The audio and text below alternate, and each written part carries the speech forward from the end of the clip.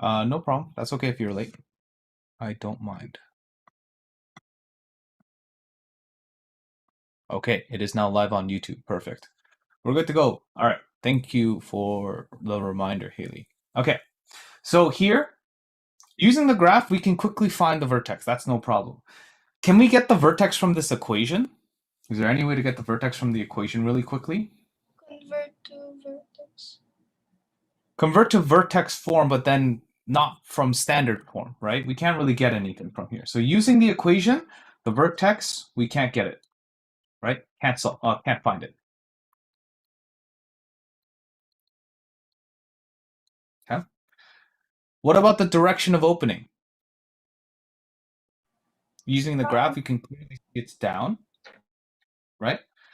If we were just looking at the equation, we look at the A value, the very first value, right? A value. So we have from the A value, positive means up, negative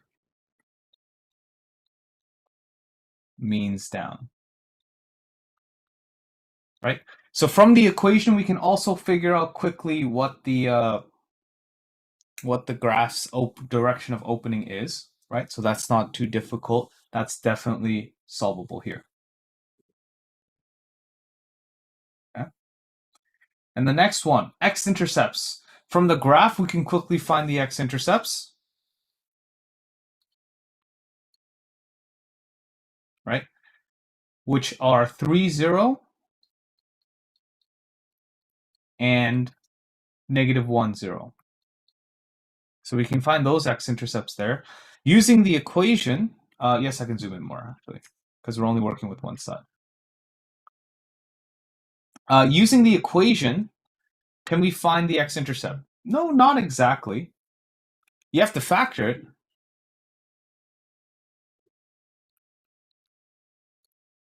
So not from factored form.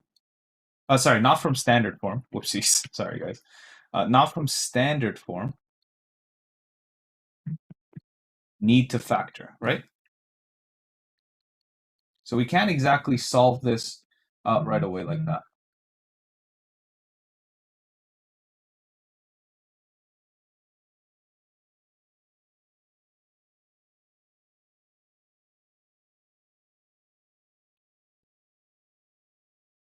And then our last part is the y-intercept. From the graph, the y-intercept is pretty simple. It's right here. Where does it touch the y-axis? Right there where 9 is. So from the graph, we can say the y-intercept is 0, 9. From the equation, it's actually really nice. The standard form tells you the y-intercept by looking at the c value. So c value, c is the y-intercept. Okay. So in other words, in this case, c equals 9, therefore y-intercept is 0, 9, right? So that's the big plus about this equation here. So standard form, we're able to find the y-intercept and we're able to find the a value. It does not give us x-intercepts and it does not give us the vertex, right? We can't find those. So from the standard form, we can find the y-intercept and the direction of opening. Then we can move on to the next part.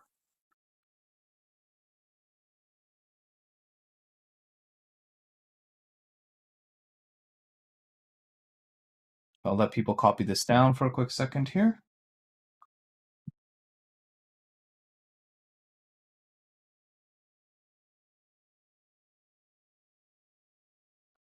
Okay, so over on this side. It's the same function, but this time we've written the function into factored form, right? So that's going to change a couple things. Okay. As in the information that we're going to get. So from our graph, we're still going to get the same pieces of information. We know where the vertex is, like we wrote in the previous one. It's 112. The equation, does that tell us the vertex? No. Can't get it from the equation. Need to solve it, right?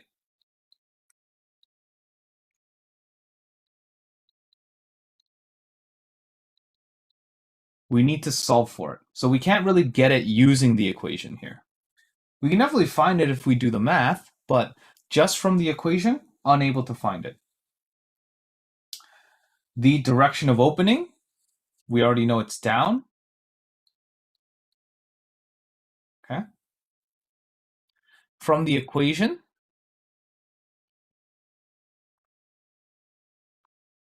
coefficient in front of the brackets. So this one here, you can see that in front of the bracket, the common factored out coefficient is -3. And since it's negative, that tells us that it's opening down. So the question that I usually get then from here is like, oh, Mr. Choi, if that's the case, what if we had an equation that was like y equals x plus 2, x minus 3? Isn't there there's no coefficient here. How are we supposed to know? Well, there is. It's a 1, right? If there's no number in front of a bracket, it's technically a 1. So that's +1. It would be opening up, right? So the coefficient in front of the brackets tells you the direction, right? Same idea. Positive is up, negative is down. I have a question. What if there's another number in front of the second bracket? What do you mean another number? Like, say you see how it's -3 there. See in the second bracket. What if you put like a -3 there as well, or a -2? Well, if you were to have an equation that did that, so let's just do something like this. Usually won't be a -2, maybe like an actual 2. We talked about this before, but in the case something like this happens, these two numbers just multiply to each other. So simplifying that would be like -3 times 2 is 6, and then the brackets come together, right? Because they're all multiplying in the same row. So since they're all multiplying, it just multiplies together, and you should still get one number in front of the brackets.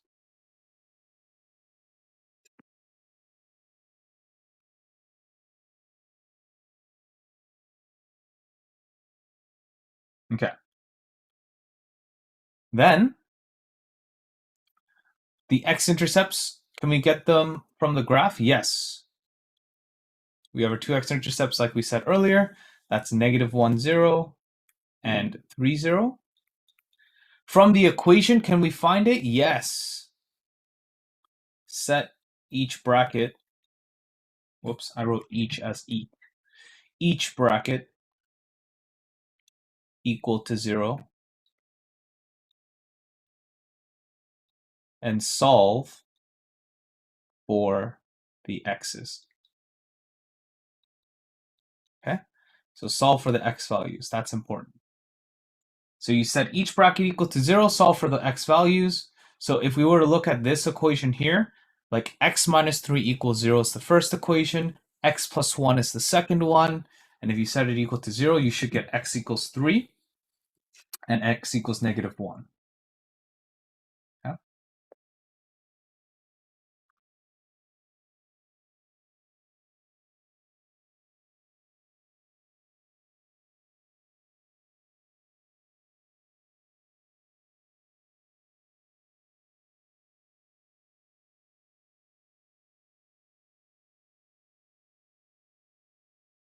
All right, any other questions? Okay, let's move on. The y-intercept from the graph, like we said, was 0, 0, 9.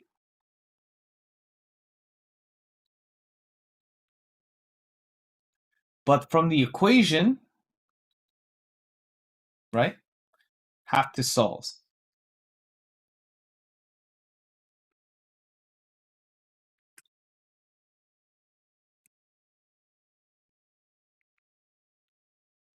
So we have to solve for it use setting x equal to 0, which is just the regular way of finding the y-intercept.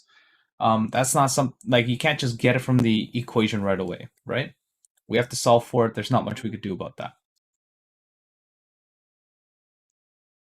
So you'll see here that there's some benefits to using factored form. There's some benefits to using standard form.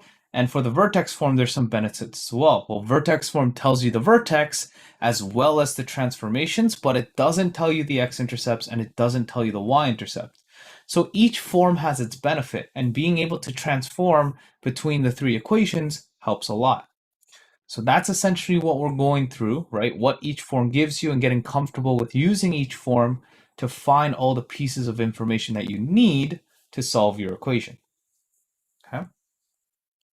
Instead of doing like table of values and guessing and checking, like I'm going to plug it into my equation, I'm going to plug it in here, plug it in there. If I don't get it, I don't get it, whatever, right? Don't do that. Guessing and checking is not the best way to do it. Let's try to be a little more logical than that. Okay. So I'm just going to zoom out in case people need to see the whole thing. So just comparing the two here.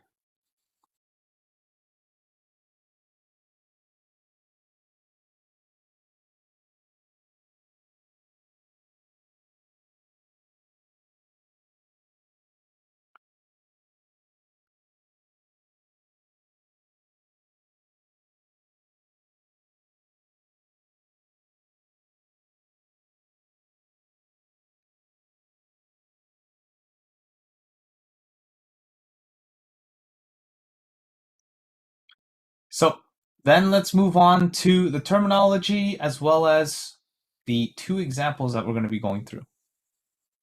Okay. So terminology, the zeros of a relation. The values of x for which a relation has the value 0.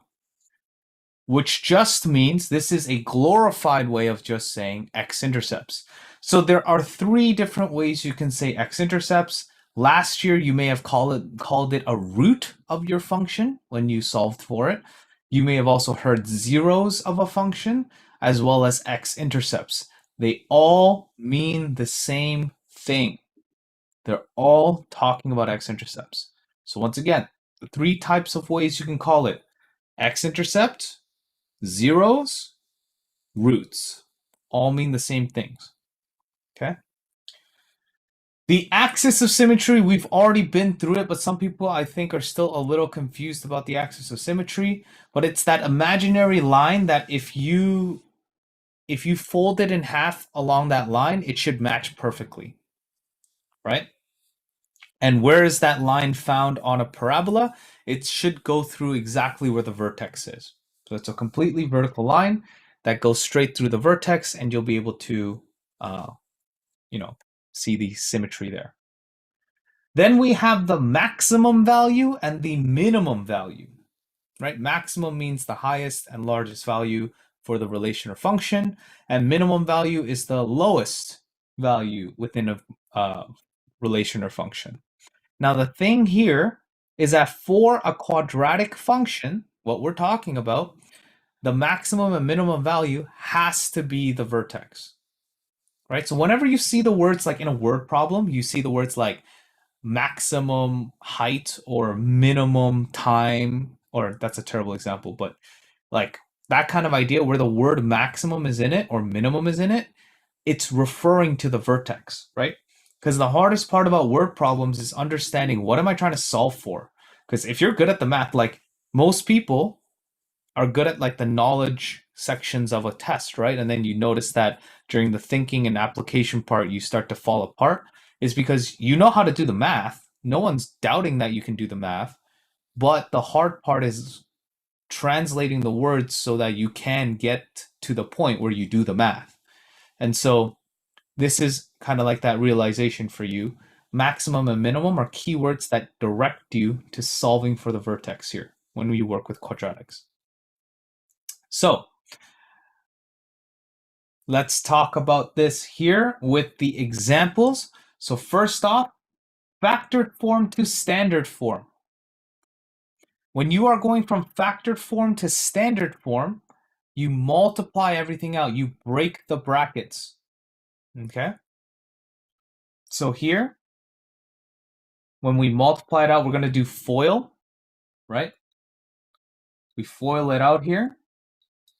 And we're going to get y is equal to 2, and then x squared minus 3x plus x minus 3. And I'll zoom in a little bit more. And then collect like terms before we do rainbow rule, just to make our life easier.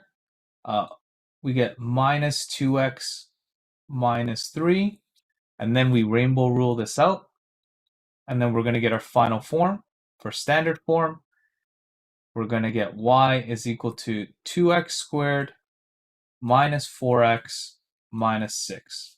And there's our standard form. So that's going to be our standard form here. Okay. Once we have our standard form and our factored form, right, we can solve for most of this information, right? If we have our zeros, we can solve for our x-intercept here. It's asking for the zeros. We set each bracket equal to 0. And we have the other one, x minus 3 equals to 0. And we solve for it, which we get x equals -1 and x equals 3. I would highly suggest, if I ask for like x-intercepts, please write them as coordinates. Just get in the habit of doing so, right? Just try to do that. I didn't didn't lose marks over the last few tests and quizzes and stuff like that, but please, if you are able to, write them into coordinates. And then we can find the vertex doing 2 steps. Number 1, we find the x vertex, which I'll write as xv here, with x-intercept 1 plus x-intercept 2, all divided by 2. Right? So plugging that in, our 2 x-intercepts were -1 and 3. We plug that in, and we're going to get an x vertex solving that out of 1. Then we plug it in to the actual equation. Now it is up to you which one you want to use. But this time, since we were given factored form, we're going to plug it into factored form. So y is equal to 2 bracket 1 plus 1, and then 1 minus 3. And that gives us 2 times -2, which gives us y is -8. So what's the vertex? The vertex is 1, -8. Okay, and there's our answer.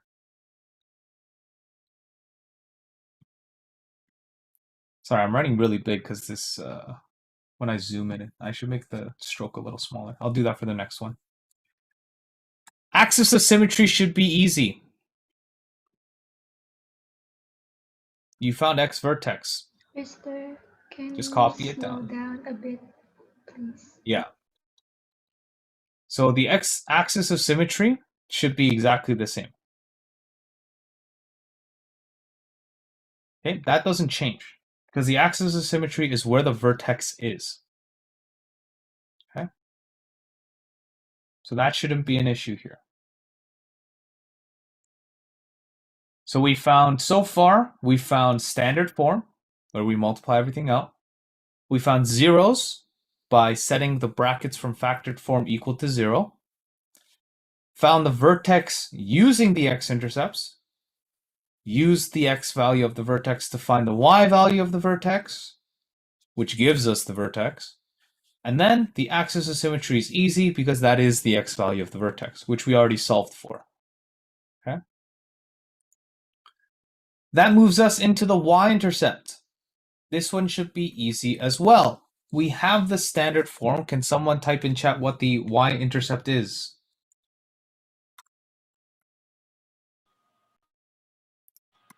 Can I say it? Yep, go for it. Is it -6? Yes, -6 is correct. It's the c value of the vertex here on the left side. So it's just that last value. Once you finish expanding, that's just your y-intercept. No questions asked, right? Now, some people would write it like this, and some people would write it like this. Both are fine. I'll take both if it's under the y-intercept column. But if I'm asking you to find it and I didn't give you like a chart or anything, I would prefer the coordinate, right? Saying y-intercept is 0, -6.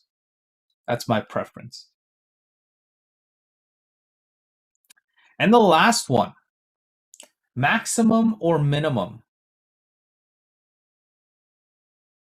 So whenever it says maximum or minimum, and it's asking, when we look at the vertex, this vertex here, is this vertex a maximum or is it a minimum?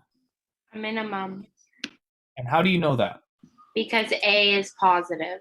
It opens up. A is positive. So it is opening up, right? Which means it must have a minimum value. Yes, that is correct. So it is a minimum value. And this is where you write y equals -8.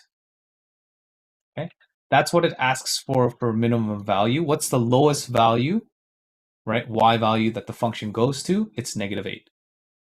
Okay, so this is what this is asking for here.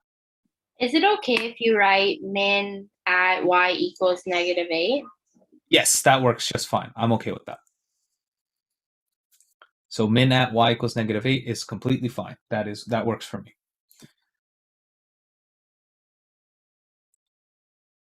So that's your full kind of all the information you can get from just given one equation. And we did this before. I believe it's also on your assignment. So this is a good practice for your assignment as well from Unit 2, right? So what I would like you to do is take the next, like, we'll say 7 minutes, 5 to 7 minutes. Try solving this here. Factored form, zeros, vertex, axis of symmetry, y-intercept, min-max value. Once you finish solving that, we'll take it up.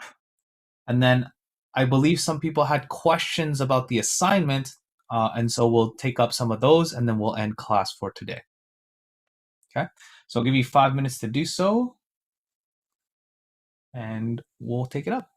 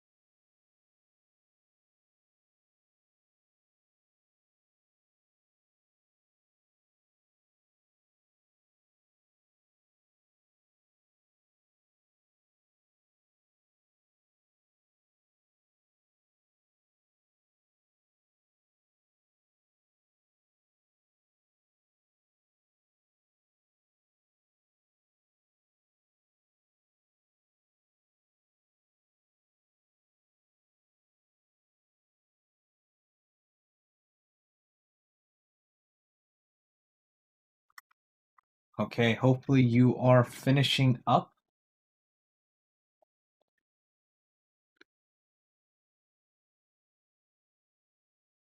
Give you another minute and then we will take it up here. It's okay if you didn't finish. Don't stress out too much on finishing.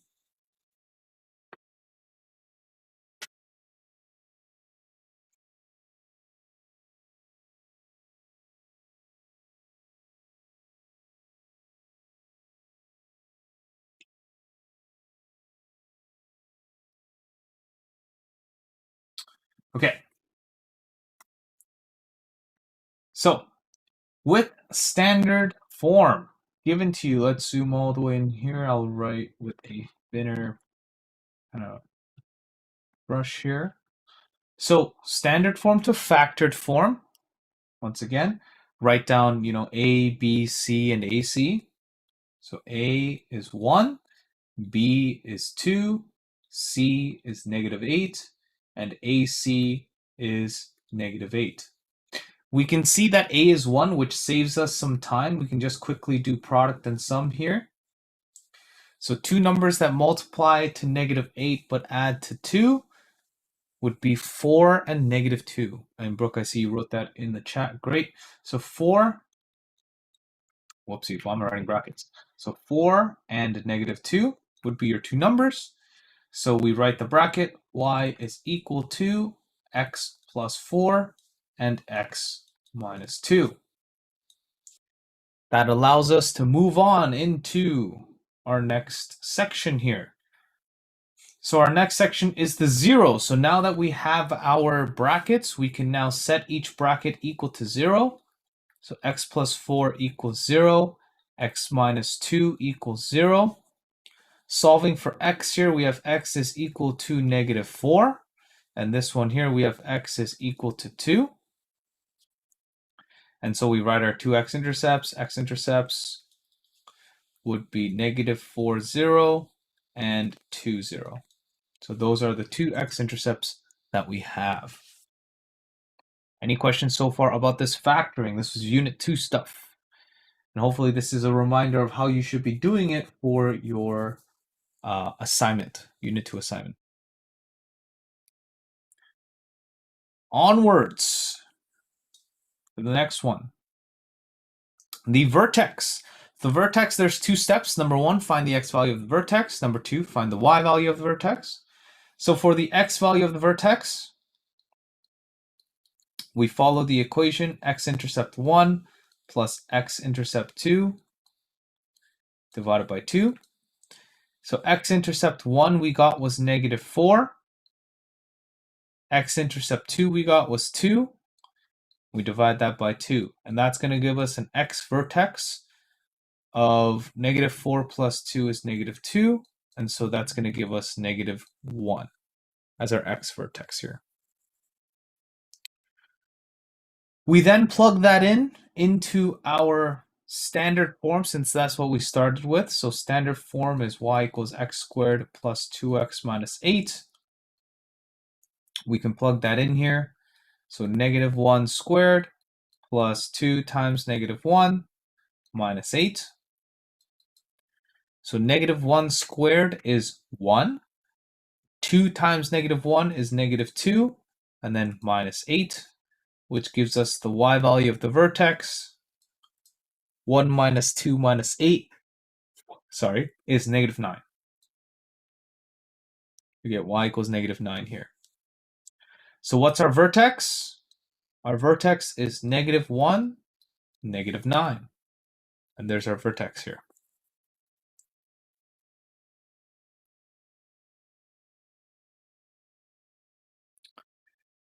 What's the axis of symmetry? That's the next column here. What's the axis of symmetry? This one should be fairly quick. X equals? -1. Perfect. -1. Easy. Just the x value of the vertex that we found earlier. So x equals -1. Done deal. We move on.